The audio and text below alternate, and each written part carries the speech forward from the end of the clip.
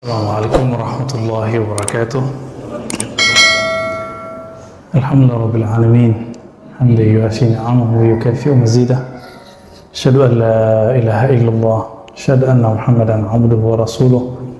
Allahumma shalli wa sallim wa barik ala nabiyyina Muhammad wa ala alihi wa ashabihi ajma'in wa ba'd. Bismillahilladzi la yadurru ma'a ismihi syai'un fil ardi wa la fis samaa'i was-sami'ul 'alim. Bismillahilladzi la yadurru ma'a ismihi syai'un fil ardi wa la fis samaa'i was-sami'ul 'alim. Bismillahilladzi la yadurru ma'a ismihi syai'un fil ardi wa la fis samaa'i was-sami'ul 'alim. Bismillahirrahmanirrahim. Na'udzu bi kalimatillahi tammati min syarri ma khalaq. Allahumma salli khaira hadzal yawm khaira fihi khaira ba'da wa na'udzu bika min syarri hadzal yawm syarri ma fihi syarri ba'da. Baik Bapak Saudara yang dirahmati Allah, sebelumnya kita sudah membahas sampai kepada al-maghrurun atau al-mughtarrin, kelompok yang tertipu. Semoga kita terjaga dari keadaan tersebut ya.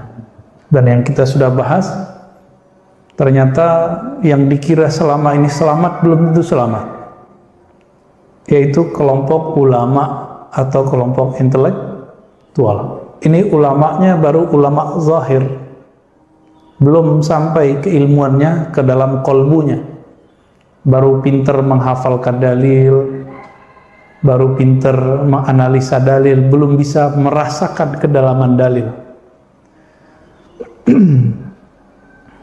Biasanya penyakit yang tumbuh pada mereka itu riya, tapi yang paling parah adalah kibr, kesombongan ya. Jadi orang-orang berilmu itu penyakitnya sombong. Sombong itu sederhana aja, merasa paling benar, merasa lebih mulia, merasa diri mereka lebih berhak didengar daripada yang lain.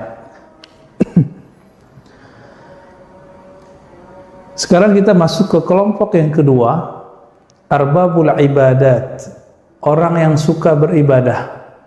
Jadi orang suka ibadah bisa ketipu juga. Ibadah itu apa aja? Kalau rukun Islam kan gampang tuh. Mulai dari yang kedua, sholat. Yang kedua, yang berikutnya, zakat, puasa, haji, umrah. Tambah zikir, baca Quran ya, masuk ke situ. Bagaimana caranya syaitan melakukan tipu daya kepada orang yang suka sholat? Sebelum sholat ngapain dulu? Wudu. Dalam saat kita berwudu, ada syaitan yang membuat ragu, namanya walahan atau wilhan, tergantung cara bacanya. Biasanya orang-orang yang terkena tipu daya ini ingin ketat dalam berwudu, lalu mengulang-ulang wudunya. Ragu lagi, ulang lagi, ragu lagi, ulang lagi. Ini tandanya udah kena apa? Syaitan namanya walahan. Maka bagaimana caranya Pak? Kalau mau masuk tempat wudhu, baca doa. Allahumma inni a'udzubika minal khubuthi wal khaba'is. Tambahin, a'udzubillahi minasyaitonir rajim biismihi walhan.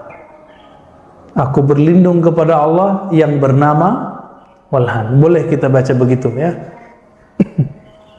Dan setan ini kalau berlanjut, kita biarkan keraguan ini ditumpuk, nanti akan berefek kepada sholat. Dan ini kalau dibiarkan semenjak sedari kecil, tidak diobati, tidak dibersihkan paradigmanya, nanti orangnya suka ragu, bisa-bisa nanti dia lupa bahkan dengan dirinya sendiri. Jadi saya sudah ketemu beberapa orang yang begini, itu gawat. Wudhu bisa setengah jam, sholat udah mau selesai, dia batalin lagi, dia wudhu lagi Pak. Ini gawat ini ya, udah banyak yang begitu kita lihat, karena belajar fikihnya nggak tahu aliran mana tuh ya.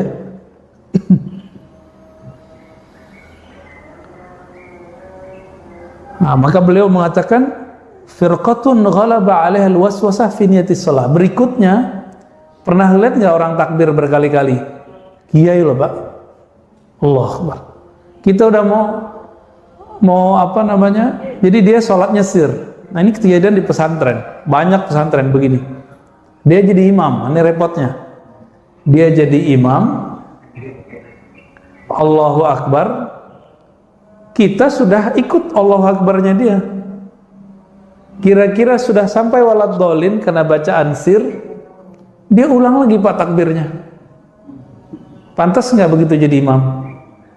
Nggak pantas, ilmu syaknya belum hilang. Fala yada'uhu syaitan hatta yaqida niyatan sahihatan ala za'mih. Dia mengira setan mengganggu dia, maka supaya setan ketendang, dia ulang lagi niatnya. Diulang lagi niat, kan niat bareng dengan takbir bagi sebagian ulama. Wa qad yuwaswisuna fit takbir hatta qad yughayyiruna sighat at-takbir. Saking ingin membaguskan takbir, itu takbirnya berubah bunyinya. Coba gimana kalau takbirnya? Kalau takbir biasa gimana? Allahu Akbar. Ini pengen bener. Allahu Akbar. Ada orang begitu? Saya sering dengar begitu Pak ya. Dan lucunya kok di pesantren lagi gitu. Kok di pesantren? Karena ternyata ada cara mengajarkan fikih dengan tidak benar. Jadi Allah aja sudah berubah bunyinya. Lisyiddatil ihtiyat fihi ala zanihim, karena mereka mengatakan inilah yang disebut ketat. Ya. Yaf'aluna dzalika fi awwilis shalah summa yaghfuluna fi jami'is shalah. Awal-awal masuk sholat kayaknya mau khusyuk berulang kali. Kalau udah masuk takbir, lalai lagi qalbunya. Fala yahduruna qulubahum. Mereka tidak hadir bersama qalbu mereka. Wa yaghtarruna bidzalika wa ayazunnuna annahum ala khairin inda rabbihim. Nah, ini mereka mengira inilah yang benar. Inilah yang ketat. Fenomena ini biasa terjadi. Nah, kalau di daerah Pulau Jawa kebanyakan pesantren lagi nih. Karena ada fatwa merubah arah masjid kiblat, akhirnya sekarang di banyak masjid di pesantren Jawa, pesantren tradisional dan juga pesantren kampung-kampung ya, masjid di kampung-kampung, masjid lurus begini Pak, tapi imamnya miring. Benar gak? Nah ini kena bab al-mughtarrina min arbabil ibadah, orang ketipu ya. Lu gimana ceritanya kita badan lurus tapi dia miring, terus softnya gimana Pak? Softnya lurus tapi semuanya serong, kebayang Pak. Nah ini kejadian Pak, dan akhirnya saya kalau ke Jawa, saya lihat-lihat dulu masjidnya. Kalau begitu saya balik pulang Pak. Bikin kacau ya, bikin terganggu. Masalahnya lo kok kiainya begitu, gitu. Ya santri ngikut. Akhirnya kelihatan Pak, kalau mereka datang ngerantau ke Indonesia, tanpa disadari dia miring aja sendiri. Ya, kalau sholat dia miring sendiri aja. Jadi udah masuk ke alam bawah sadarnya. Kita tes iseng nanya, kamu kok miring? Kiblatnya kan miring Tat, masjidnya lurus. Emang dia jamin dia miring, dia lurus itu nyampe kemana? Kan sekarang itu metode penentuan kiblat itu nggak pakai apa? Pakai Google Bumi, ya kan? Derajatnya sekian nih. Mana ada penentuan begitu dalam hadis Nabi? Dalam hadis Nabi itu agama mudah. Apa kata Nabi? Ma baina asyarq wal gharb kiblah, antara timur barat kiblat. Jadi Nabi di Madinah, maka Nabi mengarah ke selatan, antara timur dan barat itu kiblat. Mau merang dikit mau nggak masalah, kecuali Ka'bah di depan nggak boleh Pak miring. Nah, ini ittifaq ulama, ini kesepakatan ulama. Kita sholat di belakang tembok atau di belakang masjid, di belakang Jabal Abi Kubais, Gunung Abi Kubais, itu miring dikit juga nggak masalah. Kenapa? Udah nggak kelihatan. Dan saya ceritakan Pak ya, cerita pahit. Tahu guru kami Kiai Ali Mustafa Yaqub ya, beliau yang mempertahankan kiblat di masjid kita, di negeri kita tidak perlu ditukar, nggak perlu dimiring-miringin. Begitu fatwa beliau, berdasarkan hadis Imam Tirmizi tadi yang sahih. Ma baina syarq wal gharb atau ma bainal masyriq wal maghrib qiblah kalau versi riwayat Imam Tirmizi. Hadis ini sahih. Antara timur dan barat itu kiblat. Kalau kita apa? Antara utara dan barat, antara utara dan selatan. Berarti itu kiblat. Ini nggak tahu nih udah habis dimiring-miringin kali Pak ya? nggak ngeliat kita ya. Akhirnya beliau pernah menginisiasi dan berhasillah tercipta fatwa tidak perlu berubah arah kiblat. Apa yang terjadi? Di belakang ini ternyata ada yang gerilya buat proyek perubahan kiblat. Orang-orang MUI juga ya. Teman-teman saya waktu itu ada yang ikut juga dalam proyek-proyek itu ya. Saya nggak tahu proyeknya proyek fulus apa proyek idealis, saya nggak ngerti ya, itu urusan mereka. Ditunggulah saat Kiai Ali Mustafa tidak di Jakarta. Kiai Ali Mustafa waktu itu mengantarkan adik-adik kelas saya berdakwah di Papua, di Raja Ampat. Di situ sinyal susah tahun 2010.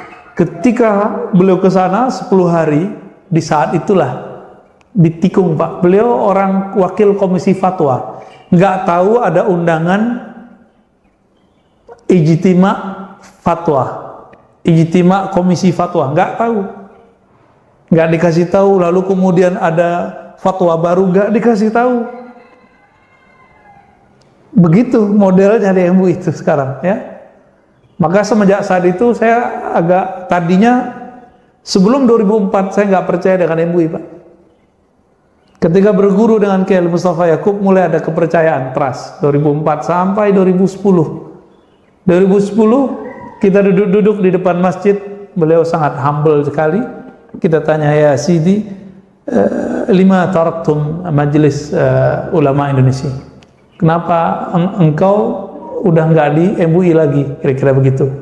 Dijawab kayak tadi. Saya lagi nganter adik-adik kelasmu berdakwah ke Papua, di saat itu ditikung. Ya, itu kejadian Pak. Tapi ya semoga sekali itu aja ya. Ya berikut-berikut semoga MUI konsisten lagi lah ya, idealis lagi. Saklek juga, sama-sama sakleknya sih sebenarnya. Guru saya kekeh.